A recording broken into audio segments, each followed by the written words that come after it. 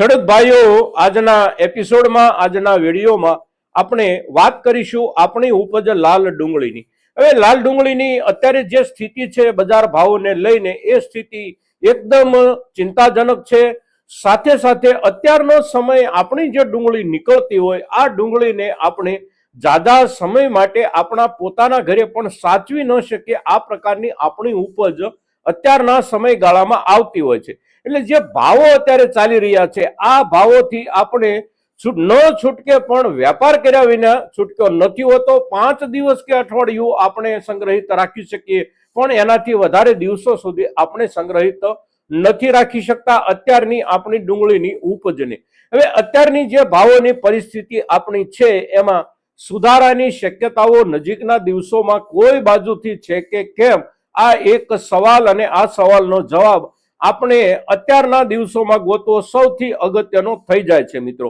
તો આજે આપણે આ મુદ્દા પર જે કાંઈ ચર્ચા કરીએ છીએ, એ ચર્ચા અને એ ચર્ચાનો આપણો મુખ્ય મુદ્દો એટલે નજીકના સમયમાં ભાવોમાં એકંદર થોડો ઘણો પણ સુધારો બનવાની શક્યતાઓ છે કે કેમ, અને અગર શક્યતાઓ નથી તો આપણી જે ઉભેલી ડુંગળી હોય કે ખેંચેલી ડુંગળી હોય, એના ઉપર આપણે શું નિર્ણય કરીએ, એવા જે કોઈ નિર્ણય કરવા માટે આપણા દરેક ખેડૂતને માટે અગત્યના હોય એવા મુદ્દાઓની ચર્ચા, એટલે આજની આપણી લાલ ડુંગળી ઉપરની ચર્ચા મિત્રો. તો આજના આપણા વિડીયોમાં, આ એપિસોડમાં આપ સૌ દર્શક મિત્રો અવશ્ય બન્યા રહેજો. નમસ્કાર ખેડૂત મિત્રો, જય કિસાન, જય ભારત.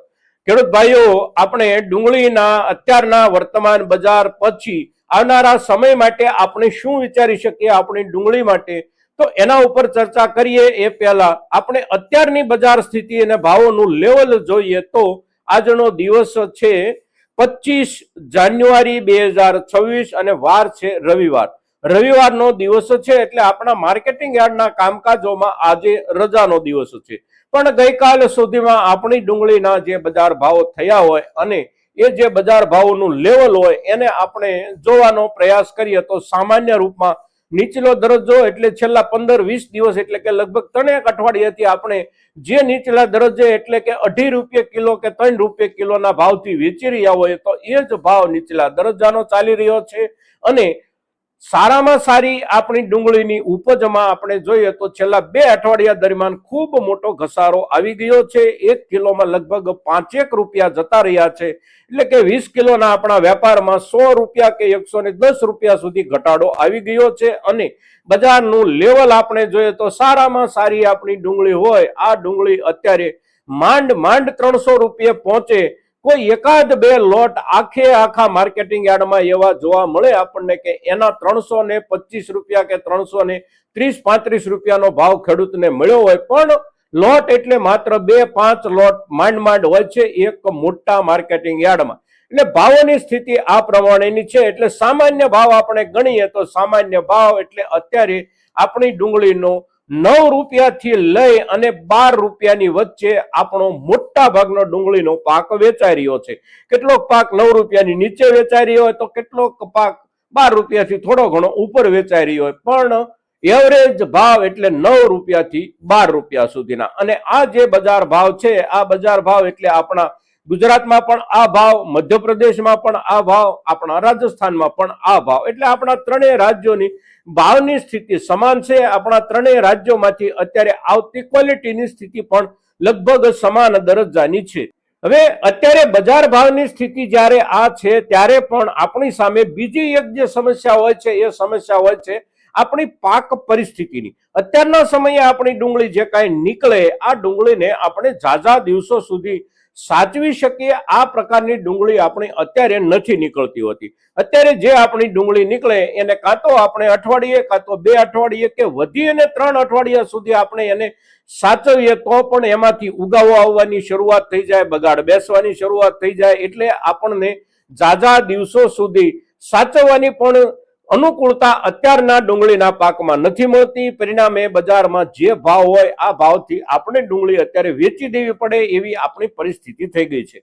હવે ભાવોમાં સુધારાની શક્યતાઓ, સુધારાની કોઈ પણ બાજુથી આશા અપેક્ષાનું કિરણ આપણને દેખાય છે કે કેમ, તો અત્યારના સમયે આ જવાબ બહુ અઘરો છે. એટલા માટે અઘરો છે કે આપણા ત્રણ રાજ્યો પૈકી આપણા બે રાજ્યો એટલે મધ્યપ્રદેશ અને આપણું ગુજરાત, પડોશમાં મહારાષ્ટ્ર, આ બધા જ વિસ્તારોમાં અત્યારના સમયે મોટા પાયે ડુંગળીની ઉપજ નીકળી રહી છે અને આપણા પોતાના સ્થાનિક માર્કેટિંગ યાર્ડોની આવકો તરફ આપણે એક નજર કરીએ તો આપણા મુખ્ય માર્કેટિંગ યાર્ડો કે જ્યાં ખૂબ મોટો ડુંગળીનો વેપાર થતો હોય, આ માર્કેટિંગ યાર્ડોમાં મહુવાનું માર્કેટિંગ યાર્ડ હોય, ગોંડલનું માર્કેટિંગ યાર્ડ હોય કે આ વર્ષે થોડુંક પાછોતરું રહી ગયું તેમ છતાં પણ હવે બધાથી આગળ નીકળી જતું દેખાઈ રહેલું આપણું ભાવનગરનું માર્કેટિંગ યાર્ડ હોય કે તળાજાનું માર્કેટિંગ યાર્ડ હોય, દરેક માર્કેટિંગ યાર્ડોમાં આવકો અત્યારે એટલી બધી થઈ રહી છે કે એક દિવસની આવક એક દિવસમાં નિકાલ થઈ જતો હોય એવું એકેય યાર્ડમાં બનતું નથી.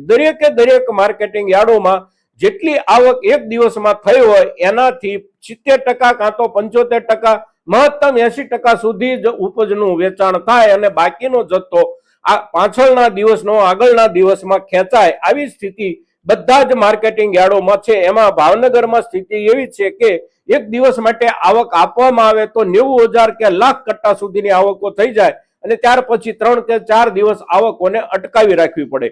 મહુવામાં પણ વારંવાર આ સ્થિતિ બને છે, ગોંડલમાં પણ વારંવાર આ સ્થિતિ બને છે, તળાજામાં તળાજાના માર્કેટિંગ યાર્ડના ગજા પ્રમાણે ત્યાં પણ આવકો વધારે થઈ રહી છે. હવે આવકોની બમ્પર આવકોની આ સ્થિતિ છે. સામે આપણે નિકાલ તરફ નજર નાખીએ તો જે કાંઈ નિકાલ ડુંગળીનો અત્યારે થઈ રહ્યો છે, આ ડુંગળીનો નિકાલ 15 દિવસ પહેલા જેટલી ડુંગળીનો નિકાલ થતો હતો એમાં એક પણ દડો વધ્યો નથી નિકાલમાં. હવે વધારો બિલકુલ ન થયો અને ઉપરાંત છેલ્લા 2 અઠવાડિયા દરમિયાન આપણે જોઈએ તો આવકોમાં બમ્પર વધારો થયો. એટલે જેમ જેમ આવકો વધતી ગઈ તેમ તેમ રોજે રોજ એકાદ દિવસે કે 2 દિવસે 50 પૈસા કાં રૂપિયો, 50 પૈસા કાં રૂપિયો ઓછો થતો જાય. એમ કરતા કરતા છેલ્લા 15 દિવસમાં આપણે લગભગ 101 રૂપિયા ઓછા કરી નાખ્યા છે આપણા ડુંગળીના ભાવમાં માર્કેટિંગ યાર્ડોએ. એટલે આ પરિસ્થિતિ અત્યારે આપણી ડુંગળીની છે. હવે નજીકના સમયમાં સુધારાની શક્યતાઓ તો બીજું કોઈ નવું પ્રકરણ અત્યારે નજીકમાં નથી દેખાતું કે જે પ્રકરણના હિસાબથી આપણે એવી આશા રાખી શકીએ કે આ પ્રકરણ સક્રિય થાય અને એની સક્રિયતાના આધારે આપણા ભાવ વધે. નિકાલ આ સૌથી મોટું પ્રકરણ હોય છે, પણ નિકાલમાં કોઈ બાજુથી કોઈ જગ્યાએ વિશેષ વધારો થઈ જવાની શક્યતાઓ નથી. સામાન્ય રૂપમાં નિકાસ આંતરરાષ્ટ્રીય નિકાસના રૂપમાં પણ આપણે ત્યાંથી જે કાંઈ ડુંગળીઓ જતી હોય એ જતી ડુંગળીઓના જથ્થામાં પણ વધારો થઈ જાય એવું અત્યારના દિવસોમાં નજીકના દિવસોમાં દેખાઈ રહ્યું નથી. સામે આપણા પોતાના માર્કેટમાં એટલે કે આપણા દેશના બજારમાં જે કાંઈ વપરાશ થતી હોય એ વપરાશમાં પણ હવે વિશેષ વધારો કોઈ પણ બાજુથી થવાની શક્યતાઓ અને સંભાવનાઓ તો અત્યારના સમયમાં છે નહીં. સામે આવકો દરેક ક્ષેત્રોમાં વધી રહી છે. પછી એક ક્ષેત્ર મધ્યપ્રદેશનું હોય કે આપણું ગુજરાતનું હોય કે મહારાષ્ટ્રનું હોય, એટલે આવકો મોટા પાયે વધી ગઈ છે અને હજી આવનારા દિવસોમાં એટલે કે એકાદ 2 અઠવાડિયા કે એનાથી પણ વધારે સમય માટે આપણે જોઈએ તો આપણા તરફથી આવકો ઘટી જાય, નોંધપાત્ર પ્રમાણમાં ઘટી જાય અને ઘટેલી આવકોની અસર પડે એટલા દરજ્જે આવકો ઘટી જાય એવી શક્યતાઓ અત્યારે એકેય વિસ્તારમાં દેખાતી નથી. કારણ કે 11મા મહિનાનું આપણું વાવેતર હોય તો એ અત્યારે પૂરજોશમાં નીકળી રહ્યું છે અને ત્યાર પછી 12મા મહિનાનું વાવેતર હોય તો એ વાવેતર પણ અત્યારના જથ્થાની પાછળ જ આવવા માંડે આવું બની શકે છે. એટલે નજીકના સમયમાં આપણે જોઈએ તો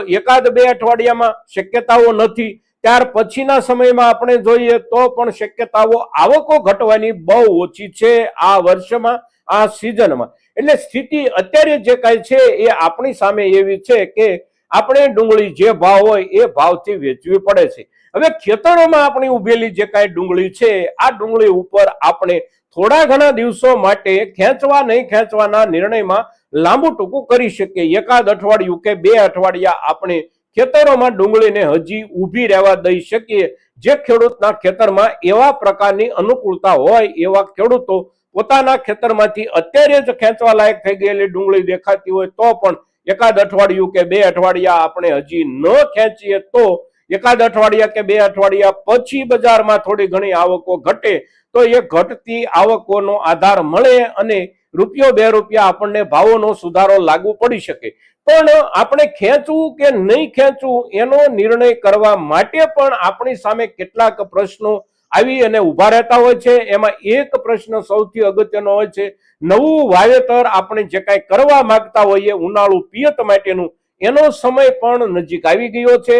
અત્યારે આપણે જોઈએ તો સામાન્ય રૂપમાં ઉનાળુ વાવેતરનો સમય જ ચાલી રહ્યો છે, કારણ કે આપણે જાન્યુઆરી મહિનાના છેલ્લા અઠવાડિયામાં અત્યારે પહોંચી ગયા છીએ અને ફેબ્રુઆરી મહિનો અર્ધે જાય ત્યાં સુધીમાં આપણે ઉનાળુ વાવેતરનું વાવેતર લગભગ સંપન્ન કરી લેવું પડતું હોય છે સમયસરની વાવણીના હિસાબે. એટલે આ સમસ્યા આપણી ઉભેલી ડુંગળીમાં એક પ્રકારની તો છે જ, સાથે સાથે માર્કેટની પણ સમસ્યા છે અને આપણે ખેંચી લઈએ તો એનાથી મોટી સમસ્યા આપણી સામે આવી જાય છે કે ખેંચેલી ડુંગળીને આપણે ઝડપથી વેચી દેવી પડે છે. એટલે અત્યારના સમયે આપણે જોઈએ તો આપણી પાસે ડુંગળીના પાકમાં વિકલ્પના રૂપમાં કંઈ નથી. જે કાંઈ પાક આપણી પાસે છે, પછી એ ખેતરમાં ઊભો હોય તો પણ ભલે અને આપણે ખેંચી લીધો હોય તો પણ ભલે, ઝડપથી એનો નિકાલ આપણે કરવો પડે એવા સંજોગોમાં આપણે દાખલ થઈ ગયા છીએ. અને આ સંજોગોમાં સામાન્ય રૂપમાં આપણે જોઈએ તો વિશેષ સુધારો નજીકના દિવસોમાં મળી જાય એવું બજારમાં અત્યારે કોઈ બાજુથી દેખાઈ નથી રહ્યું. અને તેથી અત્યારના સમય પ્રમાણે હવે જે સમય અને જે યોગ સંયોગ અત્યારના છે એના આધારે આપણે આપણી ઉપજ લાલ ડુંગળીનો નિર્ણય કરીએ. મિત્રો, ખેતરમાં છે, ઊભી રહેવા દઈ શકાય એમ છે તો થોડા દિવસ માટે ઊભી રહેવા દઈએ. ખેંચાઈ ગઈ છે તો એને માટે કોઈ રસ્તો આપણી પાસે બીજો નથી સિવાય કે માર્કેટિંગ યાર્ડ. એટલે અત્યારના બજારના ભાવની સ્થિતિ નજીકના દિવસોમાં વિશેષ કોઈ સુધારાની શક્યતાઓ અઠવાડિયા 10 દિવસ કે 15 દિવસમાં આપણને સારામાં સારો સુધારો મળી જાય એવું હાલના સંજોગો પ્રમાણે લાગી રહ્યું નથી. મિત્રો, તો આજના દિવસે આપણે આપણી ડુંગળીની ઉપજ પરની જે કાંઈ ચર્ચા કરીએ છીએ આ ચર્ચા આપણા મહત્તમ ખેડૂતો સુધી પહોંચે ખૂબ જરૂરી છે અને એને માટે આપ સૌના પ્રયાસોની અપેક્ષા સાથે જય કિસાન, જય ભારત.